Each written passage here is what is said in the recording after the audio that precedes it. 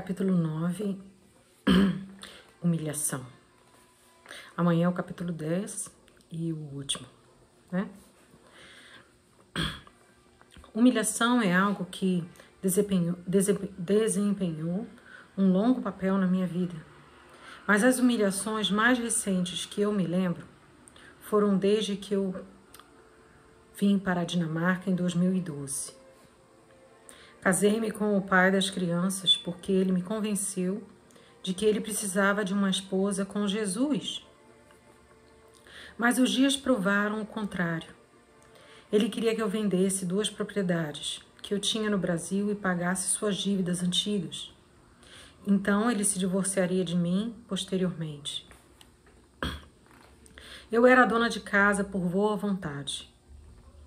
Gostei do trabalho em casa e de um tempo livre para criar algo que os outros também ouvissem sobre Jesus. Nada a ver com uma igreja especial ou práticas religiosas.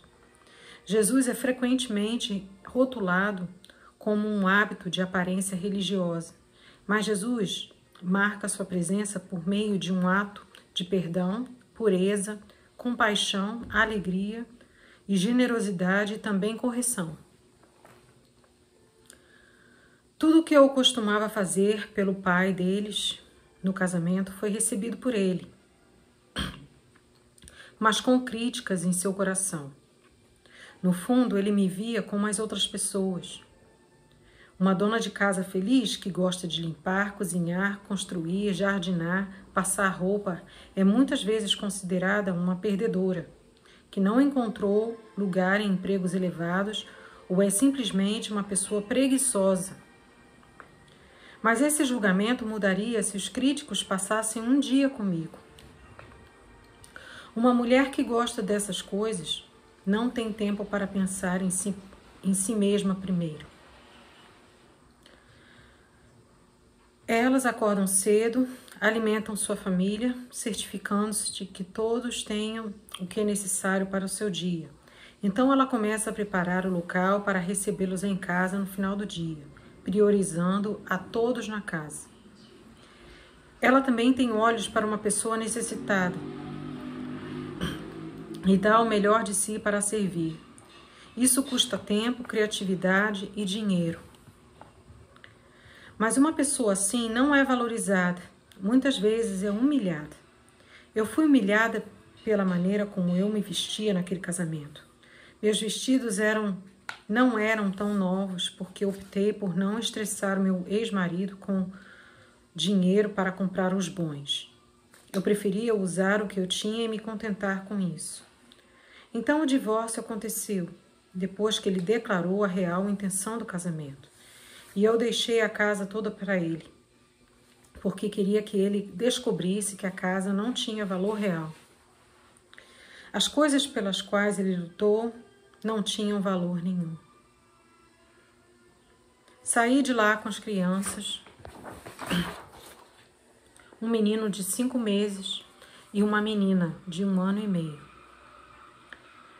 Comecei a ser humilhada por outras pessoas, porque achavam certo que eu deixasse os meus 2 filhos o dia inteiro em instituições e fosse trabalhar fora, como se fosse uma coisa fácil para um estrangeiro conseguir. Decidi usar o restante do dinheiro da propriedade vendida no Brasil para nos alimentar melhor e vestir melhor as crianças, mas não deixá-las ficar o dia inteiro em instituições como órfãos. Eu sou a mãe deles, não os pedagogos. É bom que as crianças possam ter contato com outras crianças para brincar e fazer coisas juntas, mas deve haver um equilíbrio nisso. Por que deixar meus filhos doentes ou com o nariz escorrendo e sujo, quase que abandonados na areia do lado de fora, sem nenhum pedagogo os observando, quando eu estou em casa para eles? Eu fui humilhada por escolher dar esse equilíbrio a eles. Mas a humilhação agradável de receber foi o que o governo colocou em mim. A corrente, a tornozeleira que tive nos pés por por 2 meses e aviso de deportação caso praticasse Provérbios 23. Eu também recebi humilhação dos meus próprios filhos, quando eles me perguntam agora: por que você está ligando? Eu não me interesso em falar com você. Você terminou de falar? Ah, eu tenho uma mãe, é a mulher com o meu pai. E enquanto eu ouvia aquelas palavras pesadas, vi o que eles estavam vestindo. Foram as roupas que eu comprei e os brinquedos que eu os dei com o dinheiro da minha repatriação. Se eu não o fizesse, eles estariam vestindo roupas maiores ou menores, com buracos ou manchas, um sinal de produtos de lojas de segunda mão. Não sou contra lojas de brechó, pois também encontramos coisas muito boas à venda.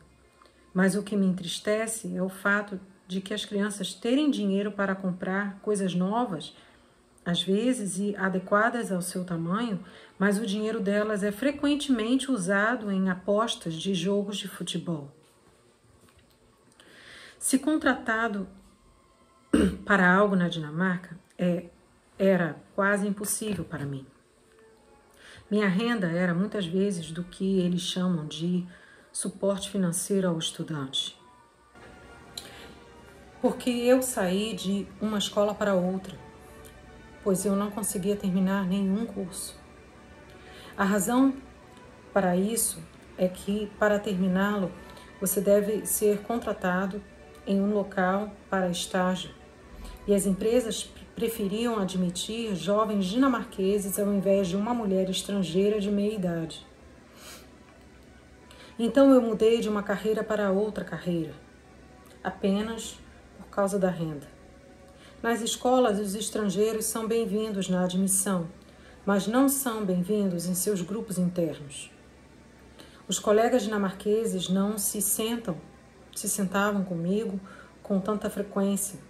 Às vezes, era eu quem quebrava o gelo, mas eles se sentiam mais confortáveis entre os seus. Nenhuma dessas experiências nas escolas realmente me afetou, porque aprendi que, com as Escrituras, a maneira como as pessoas pensam e a maneira como Deus pensa. Então eu estava ciente de possíveis eventos relacionados à rejeição. Ainda sou humilhada? Sim. Eu me vejo desempregada em minha própria terra, sem os meus filhos, sem um cônjuge para compartilhar os bons e maus momentos, e com uma história inacabada de uma batalha entre Deus versus as leis dos homens sob disciplina em crianças. Mas ele fez uma promessa, Romanos 10, 11. Como diz a Escritura, quem nele crê nunca será envergonhado. Se ele prometeu, ele o fará. Esse foi o capítulo 9. O capítulo 10 de amanhã, ele pode fazer. Aí o sapato mudou, né? Eu nem tenho mais essa sandália. Tchau.